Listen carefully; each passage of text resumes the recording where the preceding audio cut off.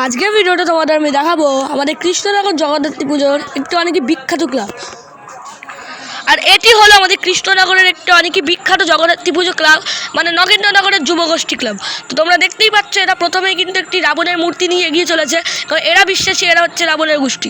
তো দেখতেই পাচ্ছ প্রচুর ভিড়, প্রচুর ঢাকি কিন্তু যাচ্ছে, আর পেছনে কিন্তু ঠাকুরও আসছে। আমাদের কৃষ্ণনগরের প্রথা হলো ঠাকুরকে কাঁধে করে নিয়ে যাওয়া, মানে সাঙে করে নিয়ে যাওয়া। তো সেইটা কিন্তু এই ক্লাবেও হয়। মানে তোমরা দেখতেই পাচ্ছ পেছনে যে ঠাকুরটি আসছে, সেই ঠাকুরটি এখন একদম সামনে চলে আসবে, তোমরা দেখবে ঠাকুরটি কিন্তু কাঁধে করে যাচ্ছে। এই ঠাকুরের নাম হলো যুবমাতা।